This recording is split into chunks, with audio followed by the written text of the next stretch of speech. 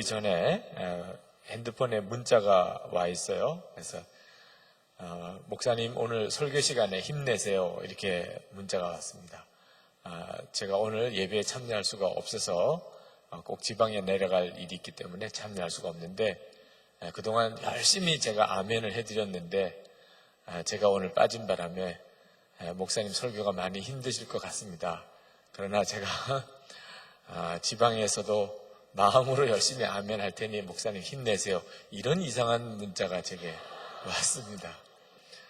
그래서 오늘 굉장히 힘들겠구나 그런 생각을 하고 왔습니다. 늘 아멘 잘해주던 누군지는 잘 모르겠습니다만 그 사람이 빠진 바람에 아멘 없는 설교를 해야 하는 마음에 각오를 하고 이렇게 왔습니다.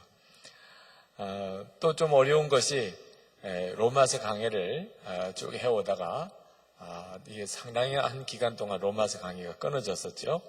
그리고 다시 연결을 하려니까 오늘 말씀이 잘 연결이 될 수 있으려는지 하는 것도 좀 숙제입니다. 로마서 이 9장, 10장, 11장에 걸친 내용은 한마디로 무슨 내용이냐 하면 사도 바울이 로마서에서 복음을 쭉 설명을 하고 그리고 이제 어떻게 살아야 되느냐 하는 문제를 12장부터 또 설명을 하게 되는데 그 사이에 그러면 유대인들은 어떻게 되는 거냐 하는 문제를 다루는 부분입니다. 유대인들은 왜냐하면 지금 우리들에게 있어서는 유대인의 문제가 별로 심각한 문제가 아니죠. 혹시 또 모르겠어요. 여러분 중에는 그게 고민이 돼가지고 계속 기도하시는 분이 유대인들은 어떻게 되면 좋을까? 저 사람들은 어떻게 하면 좋을까? 이런 사람이 혹 있을지 모르겠지만 그건 정말 성령께서 그분에게 중보시키시는 분만 그렇지 유대인 걱정됩니까? 전혀 우리는 걱정이 안 됩니다. 유대인들이 어떻게 될까 별 걱정이 안 돼요. 아마 지난 한 주간 동안 유대인 생각도 안 하고 사셨죠? 네, 그 사람들 생각할 이유가 전혀 우리에게는 없죠. 그러나 사도 바울에게 있어서는 자기가 유대인인데다가 그리고 또 복음을 설명하다 보니까 필연적으로 나오는 게 유대인 문제가 걸립니다. 그럼 하나님이 유대인을 선민으로 택했다는 건 무슨 뜻이냐? 복음이 모든 민족에게 다 전해진다. 그러면 선민은 왜 택했냐? 하나님. 유대인들은 그 자부심이 대단히 컸거든요. 구원은 유대인만 받고 이방인들은 전부 지옥의 불쏘시개가 되게 만드신 것이 이방인이라고 그렇게까지 믿었던 사람들이었어요. 그런데 하나님의 진짜 복음이 예수 그리스도로 인하여 증거가 되었는데 그것은 모든 민족이 다 구원을 받는 거라는 겁니다. 그럼 심각한 모순이죠. 그리고 하나님이 택한 백성인 유대인이 어떻게 하나님의 아들 독생자를 십자가에 못 박을 수가 있나? 그리고 왜 유대인들은 그렇게 복음을 안 받아들이고 오히려 이방인들이 복음을 받아들이는 이런 현상이 오는가? 이 문제를 그냥 넘어갈 수가 없다 그 말입니다. 그리고 복음에 대해서 조금만 관심이 있는 사람은 이제 유대 민족이 우리 민족은 아니지만 궁금하기도 해요. 이 문제가. 그래서 9장, 10장, 11장에 걸쳐서 이 문제를 다루는데 이 내용 중에도 우리가 꼭 알아야 될 내용이 꽤 많습니다. 그 내용 전체 중에. 우선 지난번에 다 말씀을 드렸기 때문에 더 궁금하신 분들은 지난번 설교를 찾아가서 한번 다시 들어보시고요. 그날 핵심 내용만 다시 정리하면 오늘 말씀으로 넘어가기 위해서 하나님이 유대인을 왜 택했냐 하면 유대인만 구원하려고 택한 게 아니고 하나님의 구원 계획을 이루기 위해서 유대인을 그 섬기는 자들로 택하신 겁니다. 섬기는 자로 택했다는 거예요. 다시 말하면 모든 민족의 복음이 전해지는 일을 위하여 유대민족이 그 일을 위하여 섬기는 민족으로 택함을 받았어요. 그러니까 예수 그리스도도 유대민족에게서부터 나오고 믿음으로 구원받는 그 예를 아브라함을 통하여 주셨거든요. 그 아브라함이 이 유대민족의 조상이 되고 하나님이 그래서 유대민족은 하나님의 말씀인 구약 성경에 나오는 말씀도 유대민족에게 맡겨주었고 그래서 구원의 복음이 온 땅에 증거되는 일을 위하여 섬기는 자로 택한 거지 유대민족을 따로 그들만 구원하려고 택한 것은 아니라는 것을 이제 사도 바울이 9장에서 말씀하고 있습니다. 자, 그리고 유대민족은 그 사실을 깨닫지 못했기 때문에 자기 주어진 사명을 제대로 감당하지 못한 거죠. 그래서 이방민족은 멸망당할 민족, 우리만 구원받을 민족, 이렇게 선민의식에 사로잡혀서 오히려 복음의 걸림돌이 되어버렸다는 거. 그 점에 대하여 지적을 하고 있습니다. 그리고 그 이스라엘 백성들이 가지고 있었던 문제를 쭉 설명을 하는데, 이제 우리에게도 도움이 돼요. 여러분들에게도 이 유대인들이 가지고 있는 문제는 신앙적으로 굉장히 중요한 도움이 됩니다. 첫째는 열심이 중요하지만 그보다 더 중요한 것은 바른 지식을 가진 열심이 필요하다. 2절 말씀에 오늘 읽진 않았습니다만, 나는 증언합니다. 그들은 하나님을 섬기는데 열성이 있습니다. 그러나 그 열성은 올바른 지식에서 생긴 것이 아닙니다. 유대인들이 하나님을 정말 열심히 믿었어요. 근데 그건 좋은데 바른 지식에서 열심을 낸 것이 아니라 하는 겁니다. 그래서 자기들이 구원받고 택함받은 것이 자기들만 구원하기 위해서 택하신 게 아닌데, 그들이 정확한 하나님의 구원 계획에 대하여 몰랐단 말입니다. 그걸 성경에 기록을 안 해주셨냐면 이미 기록하셨는데도 그들이 몰랐다 그 말입니다. 우리가 신앙생활을 할 때도 이 문제는 똑같이 우리에게 중요한 교훈이에요. 여러분, 예수를 믿어도 열심히 믿어야 합니다. 열심이 없는 사람에게 하나님의 은혜의 역사가 없어요. 근데 열심히 믿어도 꼭 기억할 것은 정확한 복음 위에서 열심을 내야 그게 옳아요. 여러분이 오늘 양육 그리고 제자훈련 지난주에 수료했고, 그리고 이제 복음학교에도 가고, 또 여러 가지 말씀 훈련 받는 기회가 있죠. 여러분 그 기회를 놓치지 마시기 바랍니다. 왜냐하면 그때서야 비로소 내가 무엇을 위해서 열심을 내야 되는지를 정확하게 알게 돼요. 청년들이 정말 뜨거운데 정확한 복음 위에서 뜨거우면 좋아요. 근데 그렇지 못한 청년들이 꽤 있습니다. 청년들 예배는 어른들이 볼 때는 좀 이상할 정도로 뜨겁습니다. 그렇죠? 오늘도 우리 찬양 얼마나 했죠?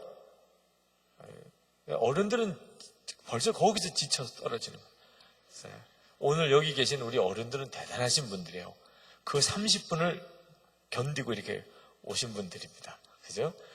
보통 말씀을 들으러 여기까지 오지를 못해요. 폴란드에 갔더니 폴란드에도 이런 복음적인 집회가 성당 안에서 일어나고 있더라고요. 근데 신부님들이 가만두느냐 내버려 두느냐 그랬더니 폴란드 캐톨릭 교회 안에 일어나는 이 복음주의 운동 그룹의 리더가 뭐라고 그러냐면, 신부들이 이렇게 와본대요. 청년들도 많이 모이고 사람들도 많이 모이니까 자발적으로 모이는 모임은 정말 드물거든요. 근데 확 모이니까 궁금해서 와본대요. 근데 정작 중요한 메시지가 전해지기 전에 신부들이 간대요. 왜? 찬송 시간에 이미 지겨워서 간대. 막 찬양을 부르는 시간에 1시간도 가고 이렇게 가니까 신부들이 와서 무슨 이야기를 하나 하고 들으러 왔다가 간다는 거예요. 그래서 지금까지 이렇게 잘 모이고 있다, 이런 보고를 받았어요. 정말 대단한 열심이죠. 찬양 자체가 보통 열정이 아닌데, 그런데 제가 한번 찬양을 그렇게 뜨겁게 하는 한 남자 형제에게 참 너무너무 그 마음이 정말 성령에 충만한 형제 같더라고요. 그랬더니 그 친구가 하는 이야기가 정확한 복음이 없는 거예요. 예수 그리스도의 복음 안에 정확하게 서 있지 않는 겁니다. 자기가 정말 구원받은 사람인지에 대한 확신이 없어요. 그거 참 충격을 받았어요. 그러니까 예배 때 찬양 시간에 그렇게 뜨겁게 찬양을 해요. 제가 옆에서 볼 때 정말 구원의 감격이 있는 것 같아요. 근데 막상 만나서 복음의 확신 위에 서 있는지, 구원의 확신을 가지고 있는지 했더니 엉터리 없는 대답을 하는 겁니다. 여러분이 신앙생활 할 때 단기 선교도 가고 또 예배도 뜨겁게 드리고 다 좋은데 바른 지식 위에 여러분이 서 있어야 합니다. 그렇지 않으면 유대인 같이 되어버려요. 모세가 열심히 있었죠. 자기 동족을 위해서. 그래서 바로 왕궁의 왕자로 모든 자기 장래가 다 보장이 되어 있는 그런 처지인데도 히브리 민족이 내 동족이라는 걸 알고는 과감하게 그가 왕궁을 떨쳐나와서 자기 동족 속에 들어갑니다. 그리고 애굽 사람을 때려 죽여요. 대단한 열심이죠. 그러나 모세가 기대했던 대로 자기 동족들이 쫙 따라주질 않습니다. 결국은 도망자가 돼요. 살인자가 되어서 도망자가 됩니다. 그 왜 그럴까? 모세가 정확한 하나님의 계획에 대한 지식을 가지지 않은 상태에서 그저 자기 열심을 가지고만 해보려고 하니까 그 목적은 하나님이 원하는 쪽으로 가는 것 같아도 실패가 오잖아요. 여러분들도 비슷한 과정을 거칠 사람이 많습니다, 지금. 그냥 내가 생각하기에 옳으면 그냥 한번 나가면 될 줄로 여겨져요. 근데 실제로 해보면 따라오는 사람도 없고 역사도 안 나타나고. 그때 여러분 꼭 기억해야 합니다. 내가 하나님께서 하시려고 하는 것에 대한 정확한 지식을 가지고 있지 못하구나. 겸손해야 합니다. 열심 중요하지만 반드시 정확한 지식 위에 열심히 있어야 돼요. 마르다와 마리아 이야기 아시죠? 예수님 오셨을 때 식사 대접하느라고 마르다가 얼마나 열심히 식사 준비를 했나요? 근데 마르다는 식사 준비를 하다가 막 화가 납니다. 화가 나요. 왜? 동생 마리아가 자기를 안 도와주고 예수님이 말씀 전하는 바로 앞에서 앉아서 예수님의 말씀만 듣고 있거든요. 우리 셀 리더나 또는 젊은이 교회를 섬기는 그 리더들은 아마 마르다 심정을 이해하실 거예요. 그죠? 교회 일 하다 보면 누군가가 섬겨야 하잖아요. 오늘 주일 예배만 해도 섬기는 사람이 굉장히 많습니다. 그런데 섬겨야 하는 일이 많은데도 그러나 자기 혼자서 예배드리고 말씀만 듣고 이런 사람 보면 여러분 기분이 어떻습니까? 쟤는 정말 진짜 은혜를 사모하는 애구나. 제가 마음껏 은혜를 받을 수 있도록 내가 도와줘야 되겠다. 너는 정말 착해. 너는 정말 잘하는 거야. 그런 마음이 듭니까? 그런 천사 같은 사람은 한 사람도 없을 거예요. 진짜 막 짜증나고 화가 나고 나는 이게 뭐야? 그렇다고 해서 내가 무슨 목사야 전도사야 이렇게 한다고 누가 월급을 주는 것도 아니고 막 갑자기 속에서 부글부글 끓죠? 마르다가 정말 그랬어요. 그러니까 여러분 바른 지식의 영적인 진리 위에 서 있지 못하고 인간적인 열심을 내는 경우에는 꼭 이런 문제로 빠집니다. 화나고 싸우고 누구는 못마땅하고 이런 문제로 싸우게 돼요. 혹시 여러분 이런 문제에 부딪히면 내가 열심은 있지만 영적인 바른 지식을 가지고 있지 못하구나 하는 걸 알면 됩니다. 집안에서도 마찬가지예요. 가족들 가운데도. 근데 예수님께서 마르다와 마리아가 둘 중에 누가 잘했냐? 예수님은 마르다가 정말 실망스럽게도 마리아가 잘했다는 거예요. 마리아가. 예수님의 말씀만 들으려고 이렇게 앞에 딱 나와 앉아있는 마리아가 잘했다. 마르다 보고 너무 많은 음식 준비할 거 없었다. 그냥 하나만 해서 먹어도 된다. 그러나 내가 이렇게 말을 전할 기회는 언제나 있는 게 아니니까 마리아가 더 좋은 편을 택했다. 예수님이 딱 그렇게 말씀을 해주셨어요. 그 말은 마르다처럼 봉사하는 일을 하지 말라 그런 뜻은 아니에요. 그러면 이 교회 자체가 움직여지지 않죠. 네, 여러분 특히 우리 젊은이 교회 리더들 꼭 기억해야 될 것은 여러분 자신이 말씀 안에 바로 세워지지 않고 그냥 열심히만 섬기는 일은 반드시 지치고 무너지게 된다는 것. 그게 유대인들의 문제였어요. 두 번째로 유대인들의 문제는 자기 의와 하나님의 의를 잘 구분을 못했어요.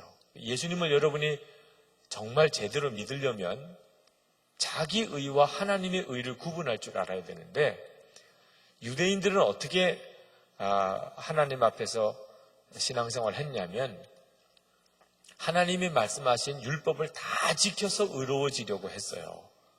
다 지켜서. 여러분들 중에도 그런 사람이 있습니다. 새벽기도도 열심히 하고 큐티도 하고 또 뭐 교회 봉사도 하고 전도대도 나오고 또 찬양도 같이 섬기고 뭐 이런 교회에서 하라는 일은 전부 다 하고 11조도 하고 성경금도 하고 또 뭐 단기성교도 같이 나가고 하여튼 하라는 거는 다 하면서 내가 하나님 앞에 인정받으려고 하는 이런 자세가 있어요. 나쁜 거 아니죠? 근데 이런 자세가 바로 잘못하면 자기 의를 드러내는 자세가 돼요. 어떤 경우에 그러냐? 그러지 못한 사람을 보면 화가 나요. 응? 쟤는 새벽기도도 안 나오잖아. 쟤는 철학기도도 나온 적이 없었는데, 쟤는 단기선교라고는 가본 적이 없었던 애잖아. 쟤는 11조도 안 한대. 뭐 이런 식으로 자꾸 다른 사람을 보면 판단이 자꾸 서요. 나는 그렇게 하는데 쟤는 안 했다 그 말이에요. 그러면 벌써 율법주의에 빠진 거예요. 자기 의에 빠진 겁니다. 너는 왜 그래? 나는 이렇게 잘하는데. 또는 거꾸로 나는 11조도 못하고 단기성교도 안 가고 이러니까 하나님이 나를 싫어하실 거야.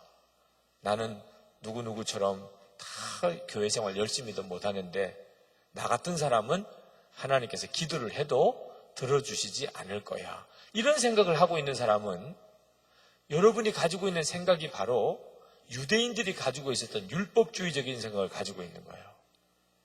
그러면 하나님의 의는 뭐예요? 하나님의 의는. 하나님의 의는 나하고 아무 상관없이 오직 예수님의 십자가에 의하여 내가 믿기만 하면 누리는 의예요. 그러니까 나는 정말 하나님 앞에 문제가 많게 살았어요. 문제가 많은 사람이에요, 나 자신이. 그런데 예수님이 나를 위해서 대신 죽어주셨어요. 이제는 내가 더 이상 내 생명으로 살지 않아요. 예수님의 생명으로 살아요. 그러니까 하나님이 나를 보실 때 어떻게 보실까요? 너무너무 사랑스럽게 보실 거예요. 이게 진짜 믿어지는 사랑. 자, 지금 이 시간에 여러분 한번 보세요. 여러분 자신의 내면을 한번 살펴보세요. 하나님이 나를 보실 때 너무 사랑스러워하고 기뻐하실 거다 하고 이렇게 마음에 진짜 믿어지는 사람, 너무 기뻐하실 거다. 특히 지난 주간에 정말 부끄러운 일이 있었어요. 부끄러운 일이. 하나님은 다 알고 계실 텐데 그걸까지 다 알고 계시는 하나님이 나를 어떻게 보실까? 이런 문제가 지난 주간에 있었어요. 그런데도 불구하고 지금 이렇게 앉아 있는데 하나님은 나를 너무 기뻐하시고 사랑하실 거다 하고 이렇게 믿어지는 사람. 그런 사람은 지금 하나님의 의를 붙잡은 거예요. 이 점에 대해서 여러분이 정확한 눈이 열려야 합니다. 어제도 엊그제군에 철학기도 때 여기 앉아 있을 거예요. 아마 제가 정확하게 어디 앉았는지 모르겠는데 기도를 요청하러 나온 형제가 있었습니다. 그 형제가 기도 요청한 것이 뭐였냐면 이 죄로 인하여 무너짐이에요. 죄의 노예가 되지 않게 해달라고 기도 부탁을 하러 나왔어요. 그건 중요한 기도입니다. 내가 죄의 노예가 되지 않게 해달라. 근데 이제 이런 기도를 여러분들이 아마 하시는 분들이 많을 거예요. 예를 들어 뭐 습관적인 어떤 성적인 음란의 유혹에 넘어진다거나 또는 어떤 혈기에 무너지거나 또는 어떤 습관적인 어떤 게으름에 무너지거나 또는 어떤 염려, 우울증 자꾸 이런 데 무너지거나 이런 사람들 또는 뭐 낭비벽이 있거나 그죠? 이런 사람들 자기 자신에 대해서 너무너무 참 무너진 마음이 있죠. 나는 안 되나 봐. 그런 사람 있지요? 나는 안 되나 봐. 그동안 결심을 얼마나 많이 했어요. 얼마나 하나님 앞에 기도를 많이 했어요. 얼마나 바로 살아보겠다고 했어요. 다시 시작하겠다고 해가지고 또 얼마나 다시 시작을 많이 했어요. 지난주 성찬 받을 때도 다시 시작했잖아요. 그죠? 근데 돼요? 결론은 안 되는구나. 나는 안 돼. 결단하는 것 자체가 이제는 의미가 없어요. 왜? 안 되니까. 이게 벌써 무너진 마음이에요. 이런 사람은 자기 의에 사로잡혀 있는 사람입니다. 왜? 내가 바로 서야 된다는 생각에 계속 사로잡혀 있는데 평생 안 돼요. 평생. 제가 여러분에게 단언합니다. 평생 안 됩니다.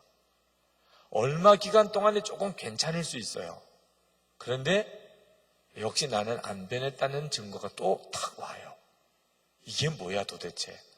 내가 이렇게 다 이긴 줄 알았는데 내가 어처구니 없이 또 이렇게 넘어지네. 이런 일이 와요. 여러분 자신의 의는 그런 의예요. 정말 아무것도 아니에요. 근데 우리가 정말 붙잡아야 될 의는 그게 아닙니다. 철저하게 나 중심으로 생각하니까 자꾸 거기에 빠지는 거예요. 여러분, 복음은 나는 십자가에서 죽고 예수님이 내 생명이 되시는 겁니다. 그게 복음이에요. 예수님이 우리에게 그렇게 말씀하신 것은 우리 노력으로 깨끗해지고 거룩해지고 바로 살아보려고 해서 하나님 앞에 합격하는 그런 율법주의적인 종교를 우리에게 다 이제 걷어내시고 우리가 거기서 이제 완전히 정말 벗어나서 이미 우리에게 하나님의 완전한 승리가 주어졌어요. 혹시 여러분 죄 문제 때문에 싸우는 사람, 은밀한 죄 때문에 싸우는 사람, 자꾸 반복적으로 습관적인 죄 때문에 자꾸 무너지는 사람은 이 시간에 주님이 여러분을 완전히 그 죄에서 놓아주신다, 완전히 이기게 하신다 하는 사실을 지금 믿음으로 취하세요. 이기게 하십니다. 그 승리는 여러분에게 달려있지 않아요. 여러분 안에 계시는 주님께 달려있습니다. 승리가 내게 관련이 있으면 나는 평생 이기지 못해요. 나는 반드시 지게 돼 있어요. 왜? 나는 실패자니까.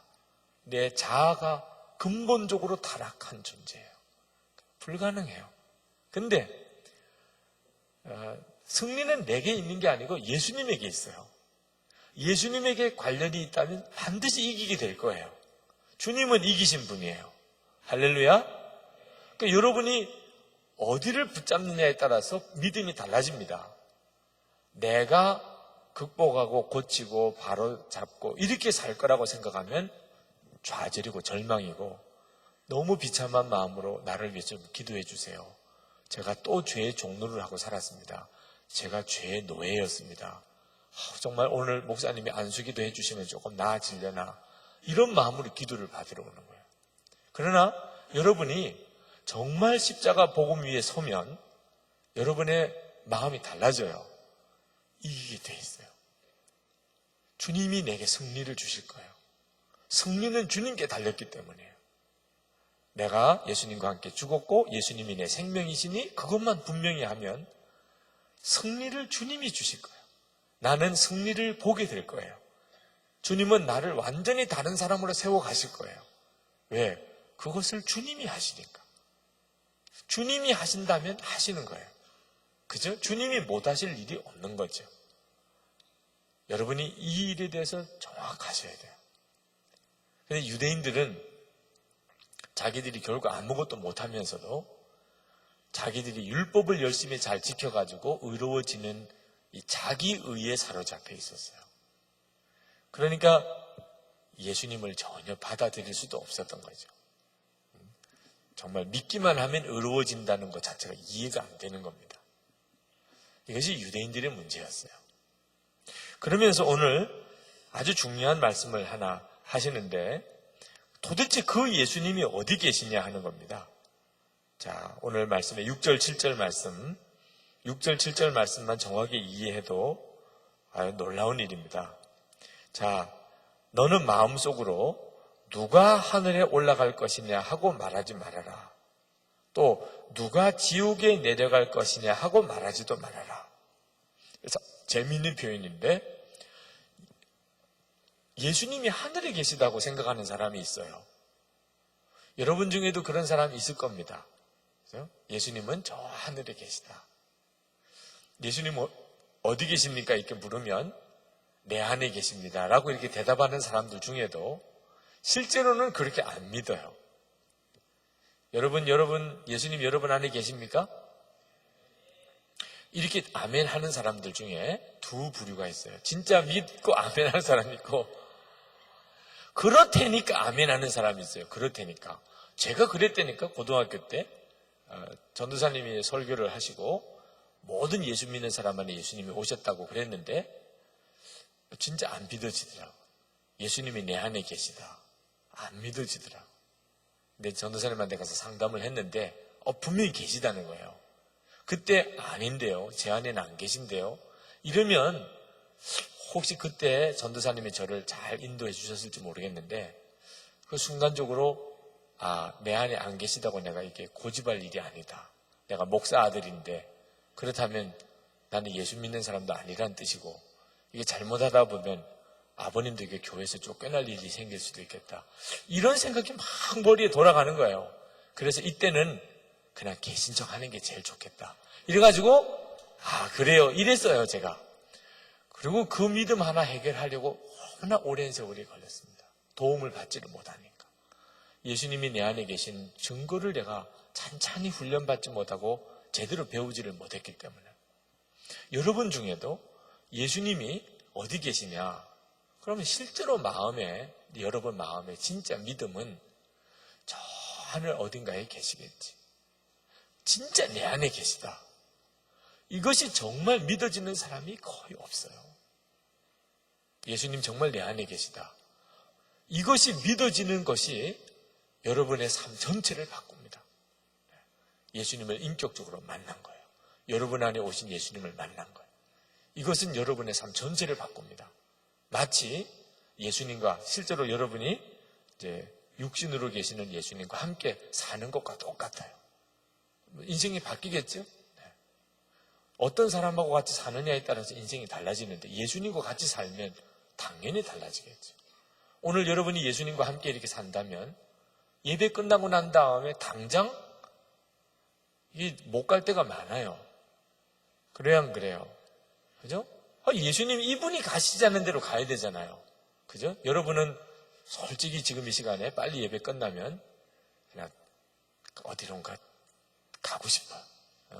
오늘은 도장 찍기 위해서 나와 앉아있고 끝나고 레인보우 세일 이런 건 진짜 너무너무 부담만 돼요. 안 붙들리고 빨리 나가는 방법만 지금 생각하고 있는 사람도 예수님과 함께 있다면 그게 돼요? 말도 안 되는 거죠. 우리 주님이 처음 내가 진짜 부담스러운데 세일 중에도 꼭 전도 세일 같은 데 가시자고. 나는 축구 세일 가고 싶은데 꼭 전도 세일 같은 데 가자고. 정말 부담되잖아요.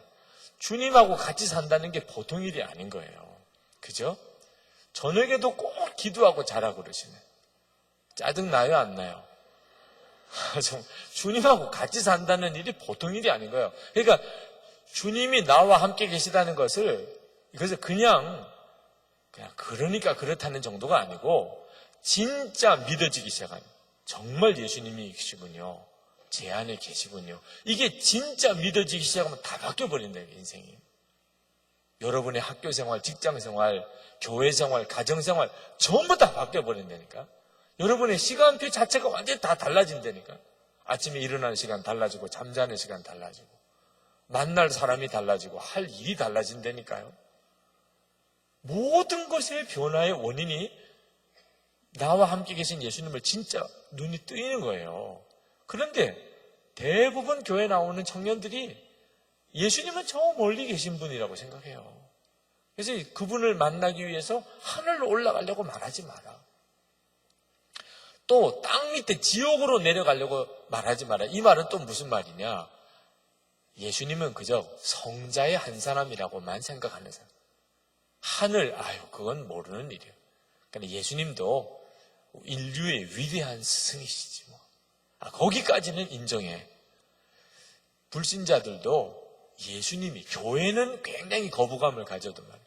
예수님, 그분이야 뭐 인류의 위대한 스승이시지.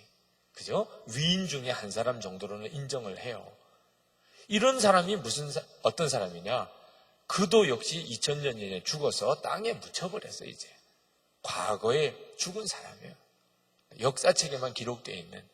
그러니까 이런 경우가 무슨 뜻이냐면 그를 만나려면 지옥에나 가야 하는 거예요. 왜? 죽은 사람은 다 땅속에 묻혀버리니까. 그렇게 예수님을 생각하지 말라 그 말이에요. 사도 바울이 지금 말씀하는, 유대인들은 예수님을 정말 지금도 살아계신 그리스도라고 그게 안 믿어진 사람들이에요. 예수님은 어디 계시냐? 정말 우리와 같이 계시다. 지금 우리와 같이 계시다. 8절 말씀을 보실까요? 함께 읽겠습니다. 그러면 그것은 무엇을 뜻합니까? 하나님의 말씀은 내게 가까이 있다. 내 입에 있고 내 마음에 있다 하는 말씀이 있습니다. 이것은 우리가 전파하는 믿음의 말씀입니다. 여러분, 예수님, 지금 우리의 구주가 되시는 예수님은 바로 예수님을 영접한 내 안에 있어요. 내 안에. 내 입에 있어요. 예수님은. 그 무슨 말인가? 말씀이에요, 말씀. 말씀. 말씀으로 우리는 우리와 함께 계시는 예수님을 알아요. 여러분 안에, 마음 안에 말씀이 우리 주님이 여러분과 함께 계시는 것을 여러분으로 알게 해주는 것이에요. 예수님이 저 하늘에 계시고 저 땅 밑에 묻히신 것이 아니고 그 예수님은 성령으로 지금 우리 안에 계신데 그걸 어떻게 아는가? 말씀으로 알아요. 말씀으로. 여러분이 예수님을 만나고 그리고 구원을 받았는데, 자, 여러분 예수 믿은 과정을 한번 봅시다. 과정을. 어느 날 이렇게 벽을 향하여 가부좌를 들고 앉아가지고 정말 벽에다가 원 하나 이렇게 그려놓고 정신 집중 통일을 했더니 할아버지 같은 분이 나타나셔가지고 내가 예수다. 나를 믿으라. 그래가지고 여러분이 주여 이러고 여기 나온 사람이 있습니까? 한 사람도 없어요. 그렇게 무슨 신비한 체험을 통해서 예수님을 만나고 예수님이 선한 목적 교회에 가거라 이래가지고 여기 와서 등록하신 분은 한 사람도 없어요. 그럼 여러분 어떻게 예수 믿었어요? 아직도 예수 안 믿은 사람은 말고, 그죠? 아직도 예수 안 믿은 사람, 부모 따라서 그냥 나오는 사람은 말고, 또 애인 따라 나오는 수준에 있는 사람도 말고, 그런 사람을 무시하는 건 아니에요. 지금 단계는 아직도 실제로 예수님을 안 믿은 거니까 이렇게 교회만 나오고 있는 거지. 그런 사람은 말고 정말 예수를 믿은 사람은 어떻게 믿었어요? 말씀으로 믿었을 거예요. 누군가가 여러분에게 예수 그리스도의 복음의 말씀을 전해주었고 여러분이 그 말씀을 마음으로 받아서 그것이 여러분 안에 믿음이 되었고 고백이 되어서 그리고 그냥 내가 예수를 믿는 사람이 된 거예요. 지금 여러분 주목하셔야 돼요. 지금 우리 가운데 예수님이 어떻게 역사하는가? 말씀을 통하여 역사하는 거예요. 눈으로는 보이지도 않아요. 그죠? 손으로 만져지지도 않습니다. 예수님이. 그러나 예수님은 분명히 놀랍게 우리 가운데 역사하고 계세요. 어떻게? 말씀으로 그렇게 하시고 계시다. 14절, 15절 한번 보실까요? 개역 또는 개정판 성경을 가지고 있는 사람들도 내용은 똑같으니까 한번 보세요. 그런데 사람들은 자기들이 믿은 적이 없는 분들을 어떻게 부를 수 있겠습니까? 또 들은 적이 없는 분들을 어떻게 믿겠습니까? 선포하는 사람이 없으면 어떻게 들을 수 있겠습니까? 보내심을 받지 않았는데 어떻게 선포할 수 있겠습니까? 성경에 기록된 바 기쁜 소식을 전하는 이들의 발걸음이 얼마나 아름다우냐 한 것과 같습니다. 예수를 믿게 되고 예수님을 만나게 되는 모든 역사가 복음을 전해주는 사람으로부터 인하여 역사가 시작이 돼요. 그러니까 복음을 전해주는 사람이 전해주니까 사람이 그 복음을 듣고 그리고 마음으로 믿어지고 그래서 예수님의 사람이 되는 거예요. 정말 이 놀라운 일들을 지금 우리가 경험하고 있는 겁니다. 우리는 예수님을 보지 못했지만 예수님을 믿고 예수님을 기뻐해요. 베드로전서 1장 18절의 말씀처럼. 도대체 이런 역사가 어떻게 일어나나? 말씀인 겁니다. 말씀. 그러니까 여러분이 말씀을 절대로 쉽게 생각하면 안 됩니다. 여러분의 인생을 이끌어 가실 분, 여러분의 인생의 진짜 주인, 그 예수 그리스도께서 지금 여러분에게 말씀을 통하여 역사하고 있는 거예요. 여러분 안에. 내가 구원받은 하나님의 백성인지 아닌지 어떻게 알아요? 그걸 어떻게 알아요? 오늘 우리 김옥경 자매가 세례를 받았는데 이 김옥경 자매가 세례 안 받았을 때까지만 해도 하나님의 사랑하는 딸, 물론 그 전에 예수님을 영접하고 구원의 증거가 나타나서 우리가 세례를 주었어요. 그러니까 시점에는 약간 차이가 있지만 그 전에는 그런 자매가 아니었다고 본인이 간증 속에 이야기를 했잖아요. 근데 이제는 하나님의 자녀가 되었어요. 그걸 우리가 어떻게 이제 알고 세례를 주었죠? 그가 마음으로 믿고 입으로 고백하게 되는 걸 보고 우리가 그렇게 한 거예요. 9절 10절을 보실까요? 입으로 예수는 주님이라고 고백하고 하나님께서 그를 죽은 사람들 가운데서 살리신 것을 마음으로 믿는 사람은 구원을 얻을 것입니다. 사람은 마음으로 믿어서 의에 이르고 입으로 고백해서 구원에 이릅니다. 내 안에 말씀의 역사가 일어나는 겁니다. 그것이 너무 놀라운 거예요. 오늘 김옥공 자매라고 하는 한 자매에게 말씀이 그냥 귀로만 들린 게 아니고 그 심령 속에 들어와서 그가 그것이 분명히 믿어지는 게 됐고, 말씀이 들어갔다고 다 믿어지나요? 근데 마음에 믿어지게 되고 그걸 모든 사람들 앞에서 고백을 할 수가 있었어요. 아하, 이는 구원 받았구나. 저가 하나님의 자녀구나. 그래서 세례를 주는 거예요. 이것이 말씀의 역사입니다.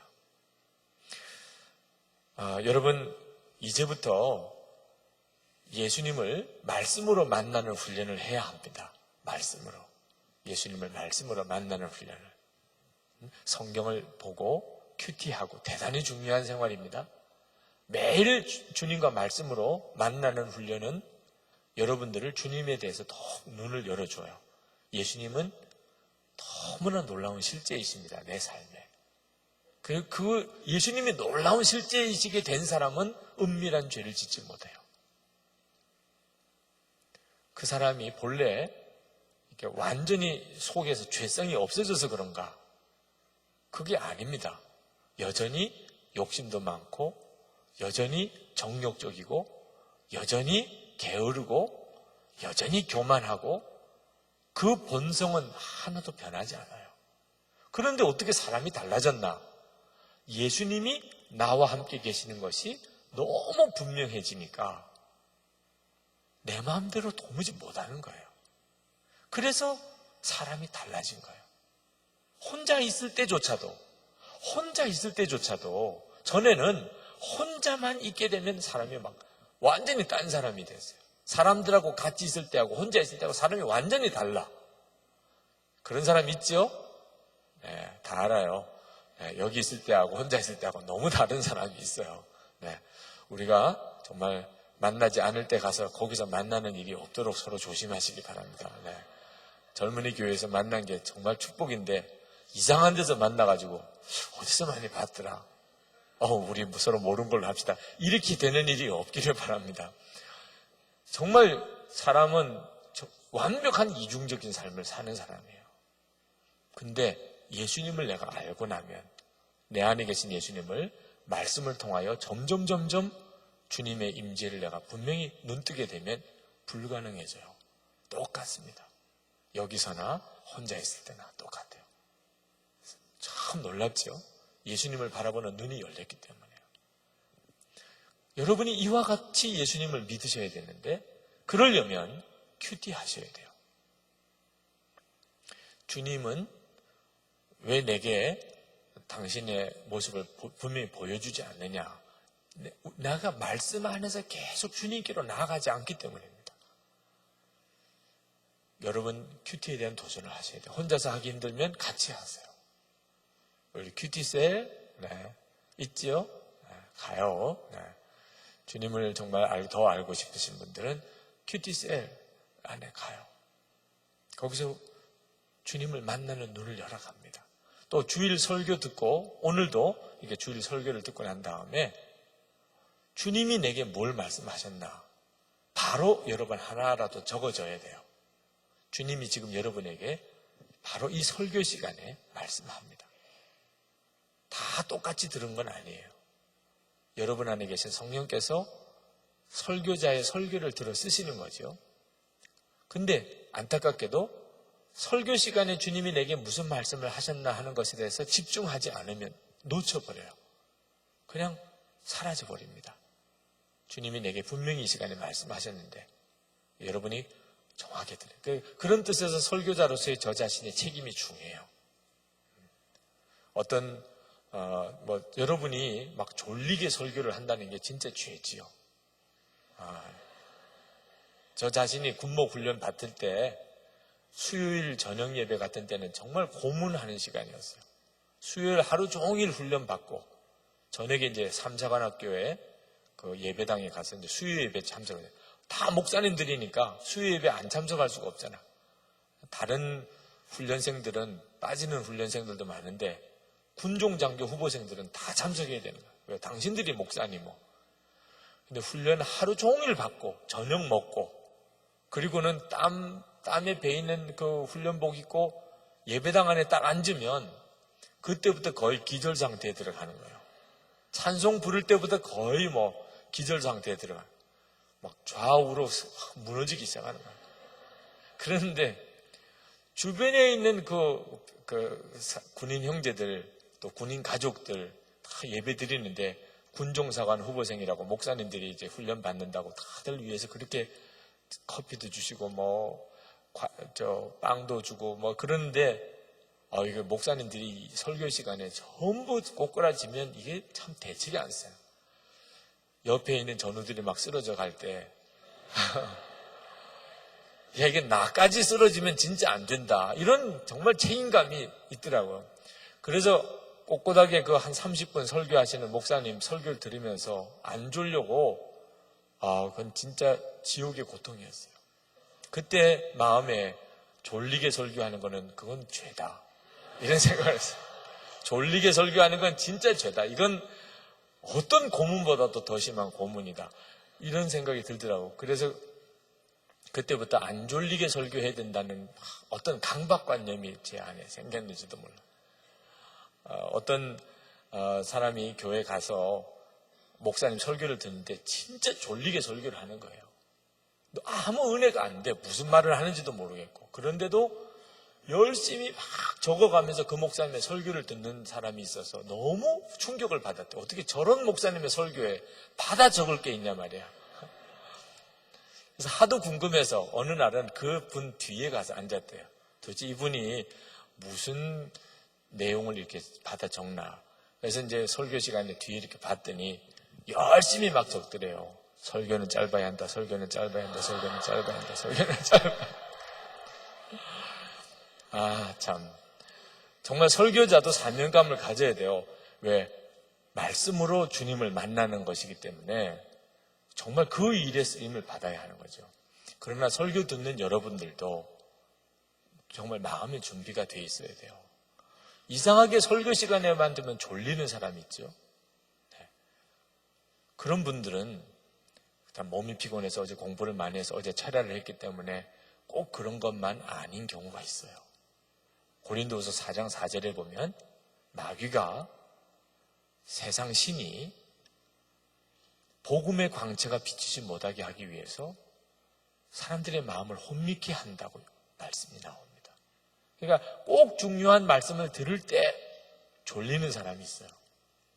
그건 정말 조심해야 돼요. 조는 것을 전부 마귀 역사라고 할 수는 없어요. 젊은이 교회 조는 사람들은 거의 대부분 토요일 날 철야하신 분들이에요. 밤새도록 기도하다 보니까 그런 경우도 있을 수 있죠. 그러니까 여러분 옆에 조는 분들 보면 정말 은혜를 받아야 돼요. 나는 어떻게 저렇게 신앙생활을 할 수 있을까? 이렇게 생각을 해야. 밤새도록 어제 어머니 간병하느라고 그러니까 오늘 졸게 되는 거죠.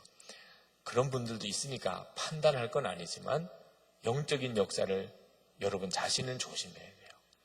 꼭 보면 중요한 말씀 전할 때 핸드폰 전화 와가지고 나가는 사람이 또 있어요. 그것도 참 이상한 일이죠. 마귀가 정확히 알기 때문입니다. 우리가 예수님을 말씀으로 만난다는 걸 마귀가 알아요. 그래서 여러분을 말씀을 못 읽게도 하고 말씀을 좀 보려고 그러면 마음에는 생각이 있는데 육신의 욕구하고는 전혀 반대니까.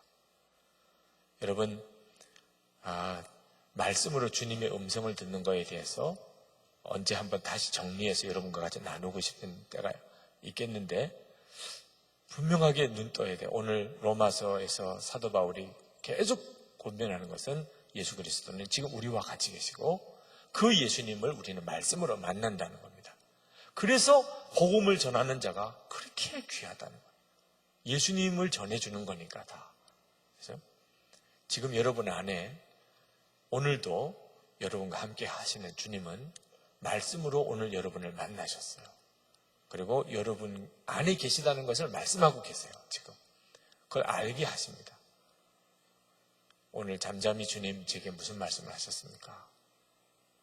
오늘 주님이 여러분에게 하신 말씀이 지금은 딱 잡을 수가 있어요. 근데 이제 기도 끝나고 나면 없어집니다. 기도 끝나고는 없어져요. 아무리 들으려고 해도 정말 이상할 정도로 사라져버려요. 내가 붙잡아야 될 때 붙잡지 못하면. 여러분은 누구랑 이야기를 하는데 집중해서 듣지 않으면 기분이 어때요? 이렇게 이야기하는데 눈이 딴 쪽으로 돌아가고 있어요. 그럼 여러분 기분이 어때요? 무시당하는 기분을 받죠? 여러분과 함께 계신 주님도 똑같습니다. 지금도 눈 돌아가는 사람들이 있어요. 끝나면 어디로 갈까? 그 자매는 꼭 만나야 되는데 어느 길목에 있어야 만날까? 이런 쓸데없는 생각을 하면서 지금 주님께 생각이 집중이 안 된 사람은 들어도 다 소용이 없어요. 하나도 안 들리는 것과 같아요. 그러나 주여, 제가 지금 이 시간에 말씀으로 주님을 만납니다. 제게 말씀하십시오. 주님, 무슨 말씀하신 거죠? 그러면 이 시간에 주께서 말씀하십니다. 그리고 오늘 저녁에도 말씀으로 주님을 만나는 시간, 내일 아침에도 말씀으로 주님을 만나는 시간을 가지시면 여러분이 어느 순간에 주님이시군요. 정말 주님이 어디 계셨나 하고 생각했었는데 말씀과 함께 나와 이렇게 같이 계시는군요 하고 여러분이 정말 거룩한 무릎을 꿇고 주님 앞에 그 임재 속에 계시는 주님을 찬양하게 돼요. 그러면 된 거예요. 두려워할 거 없고 염려할 거 없어요. 말씀과 함께 여러분과 함께 하시는 예수님을 진짜 만난 순간부터 여러분의 인생은 더 이상 여러분의 삶을 살지 않습니다. 주님이 여러분을 이끄는 삶을 살게 되는 거죠. 기도합시다. 이 시간에 정말 다 같이 기도합시다. 예수님은 지금 이 시간에 여기까지 여러분을 인도하셨어요. 그 주님은 여러분의 인생 전체를 또 이렇게 인도하기를 원하십니다. 예수님은 저 하늘 위에 어디 계신 분도 아니고 저 땅 밑에 어디 묻히신 분도 아닙니다. 지금 말씀과 함께 여러분 안에 와 계세요. 이것이 가장 큰 축복입니다. 내 인생에 대한 확신이에요. 모든 두려울 거 염려할 게 없습니다. 그러므로 주님을 더 아는 것이 얼마나 중요한지 몰라요. 제가 주님을 갈망합니다. 주님을 더 알기 원합니다. 정말 제 눈이 뜨여서 주를 바라보듯이 주의 임재하심을 항상 느끼듯이 제가 그렇게 살고 싶습니다. 주여, 나의 마음을 받아주시옵소서. 기도합시다.